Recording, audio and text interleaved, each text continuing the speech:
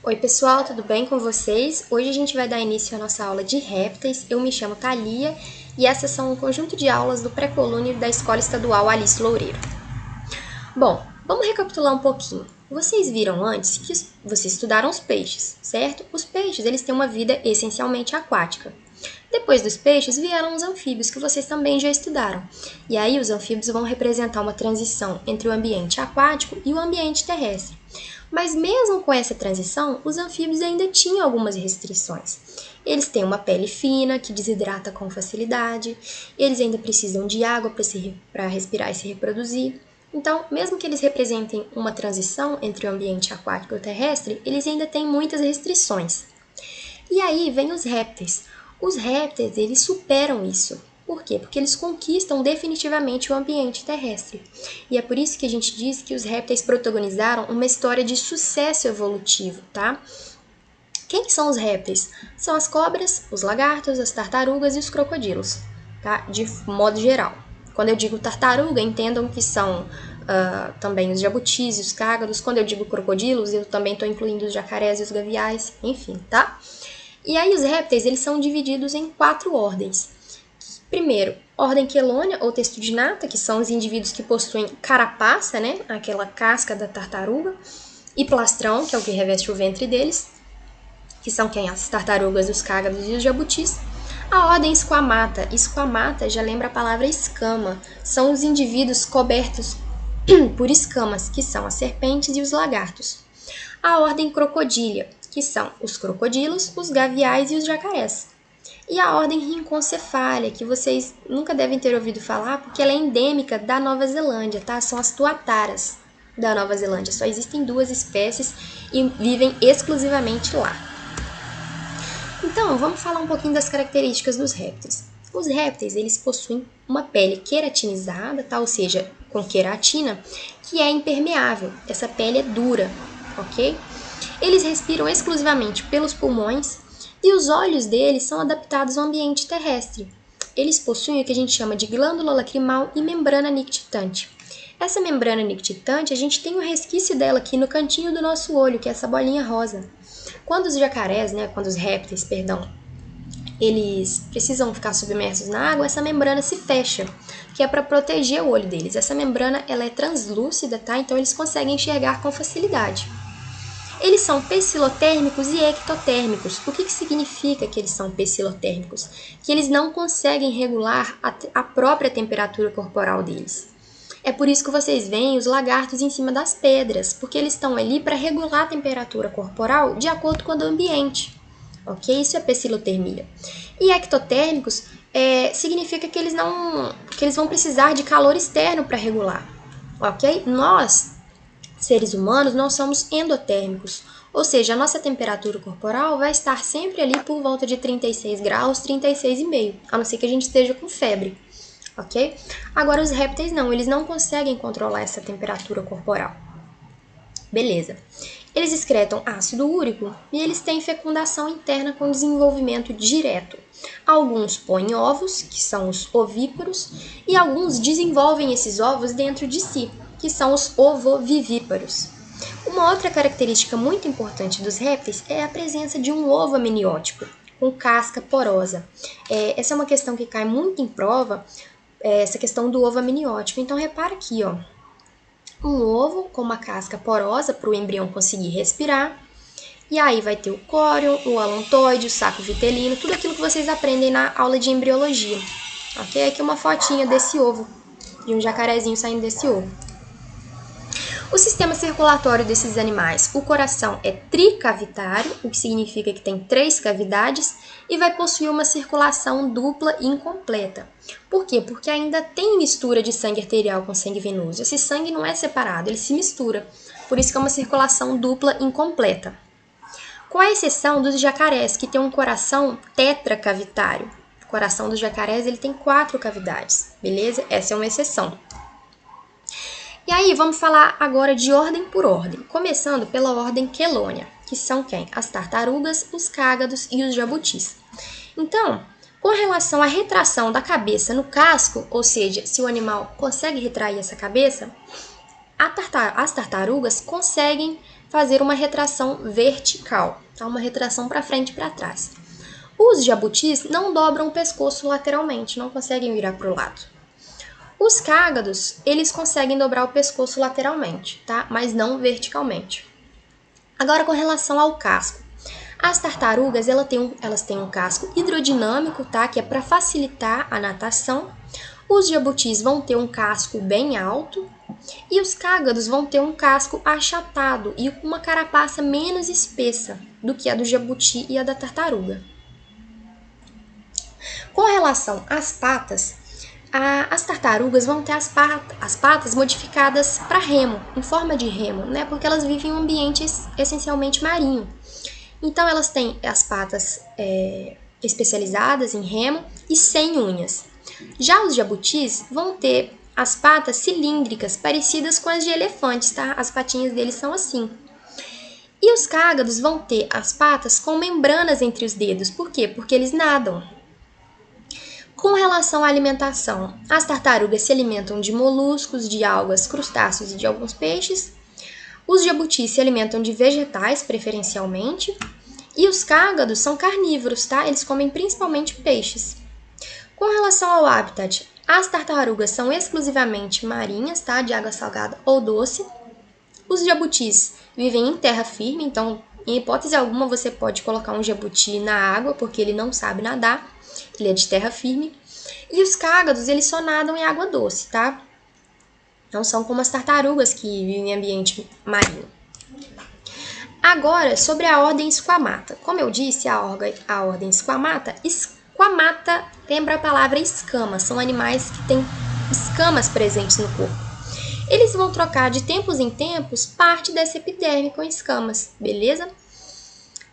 Eles têm pálpebras móveis, tá? Com exceção das serpentes, ou seja, eles vão conseguir movimentar as pálpebras. Grande parte da ordem Squamata excreta ácido úrico.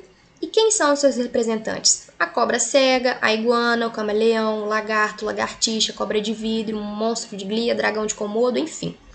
Beleza? Essa é a ordem Squamata. E aí, vamos falar mais das serpentes, né? Que é o que o pessoal mais conhece dessa ordem, são as serpentes, que mais ouvem falar. As serpentes, elas podem matar as suas presas por envenenamento ou por constrição. O que é constrição? Matando sufocadas, né? As serpentes que vão envenenar, que vão inocular veneno, elas podem ser classificadas de acordo com a posição das presas. Beleza? Então aqui, ó, uma serpente matando por constrição e aqui uma serpente que mata por envenenamento. E aí, como eu disse, a gente pode dividir essas serpentes que matam por envenenamento com relação à posição das suas presas. A gente diz que a serpente é opistóglifa quando as suas presas inoculadoras ficam na parte posterior da mandíbula, ou seja, atrás dos outros dentes. Então, olha aqui, ó, a presa de uma serpente opistóglifa fica lá atrás. As serpentes que a gente diz que são proteróglifas, elas têm as presas inoculadoras na parte frontal da maxila, logo na frente. E essas, aqui ó, dá pra ver aqui, né, bem na parte da frente. Essas presas que ficam nas serpentes proteróglifas, elas não se movimentam e elas são relativamente pequenas, tá? Mas ainda são maiores que os outros dentes, ó. As serpentes solenóglifas, prestem atenção que essas são as brabas. As solenóglifas são as serpentes cujas presas inoculadoras se localizam na região anterior da maxila. Mas, nesse caso, as presas são móveis, tá? Elas conseguem se movimentar. E elas são muito maiores que os outros dentes, ó. Reparem aqui a diferença de tamanho. Essa mobilidade das presas das serpentes solenóglifas permite que as presas dobrem para trás esse dente. Quando elas fecham a boca no animal que elas estão comendo, elas fecham esse dente para trás. E por fim, as serpentes áglifas são as serpentes que não possuem presas inoculadoras de veneno. Ou seja, toda a sua dentição é uniforme, não existe uma presa maior do que os outros dentes. Beleza? Aqui uma imagem para exemplificar, ó, serpentes áglifas, solenóglifas, opistóglifas e proteróglifas. Olha só aqui uma serpente áglifa, uma jiboia. A jiboia, ela mata por constrição, ela não mata por envenenamento. Por quê? Justamente porque ela não tem uma presa inoculadora de veneno. Uma solenóglifa aqui, que são as perigosas. Um exemplo é a jararacuçu. Olha só, as suas presas são móveis, elas conseguem ir para trás quando elas mordem o animal que elas estão comendo. Um exemplo de opistóglifa, que é a presa que fica lá atrás. A cobra-cipó, tá? Tá dando para ver aqui a presa lá atrás e os outros dentes menorzinhos. E uma proteróglifa, exemplo da coral verdadeira, que é onde a presa fica lá no comecinho da mandíbula. Beleza? E aí, gente, quando se fala de serpente, tem que se falar de acidentes ofídicos. Acidente ofídico é o quê? O acidente que acontece quando uma cobra te pica, tá? Quando uma cobra injeta veneno em você. Aí vão existir os soros, tá? Dependendo do tipo de veneno que você entrou em contato. O soro antibotrópico, ele é utilizado para o tratamento de acidentes com as serpentes do gênero Botrops, que são as jararacas, as jararacuçus, as urutus e a caiçaca. O soro anticrotálico, ele é utilizado para serpentes do gênero Crotalus, que são as cobras cascavéis. O soro antielapídico é usado para quê? Para quando você tem contato com uma serpente do gênero Micrurus, tá? Que é a família das corais. O soro antilaquético, ele é utilizado para o tratamento de acidentes com serpentes do gênero Lachesis, que é o que? A surucucu pico de jaca.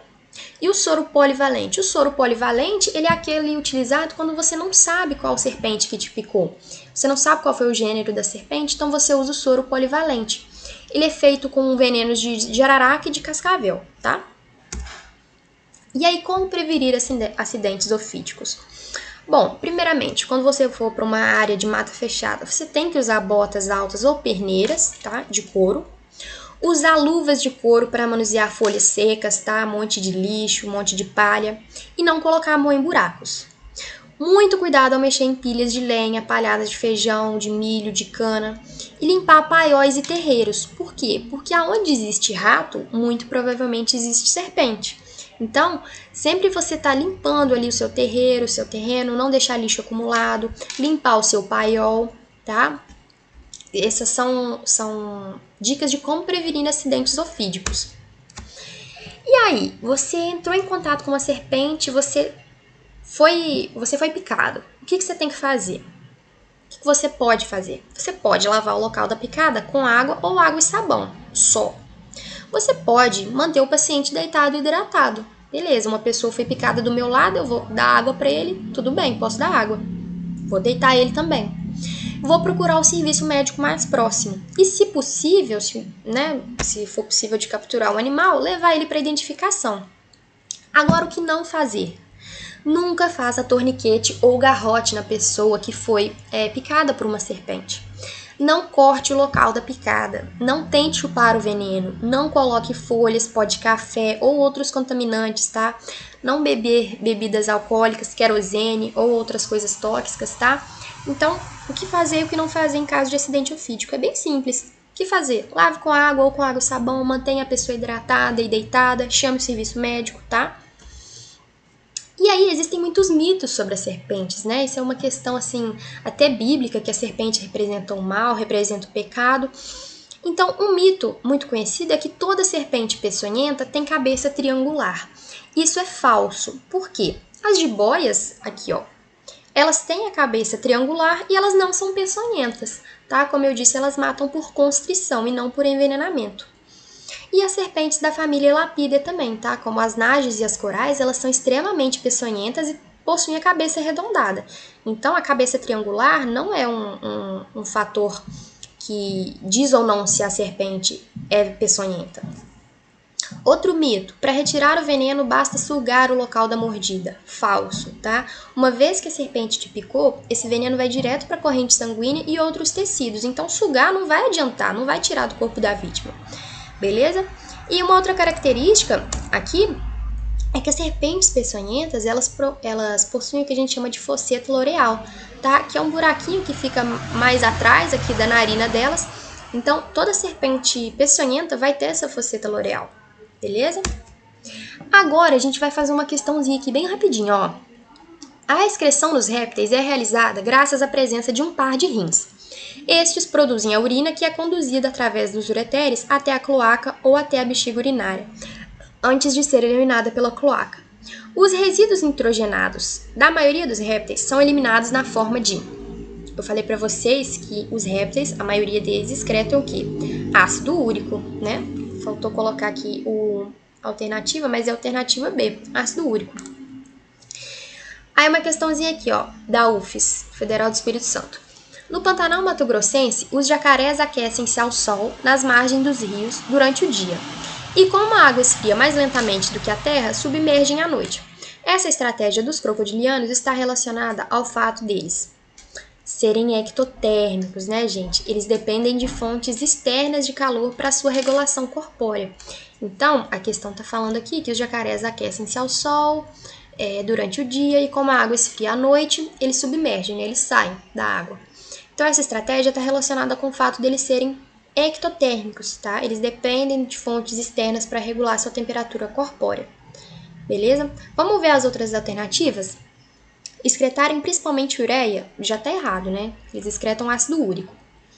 Dependerem da água para a fecundação e o desenvolvimento dos ovos. Não, eles não dependem, né? Quem depende exclusivamente da água para desenvolvimento e reprodução dos ovos são os anfíbios.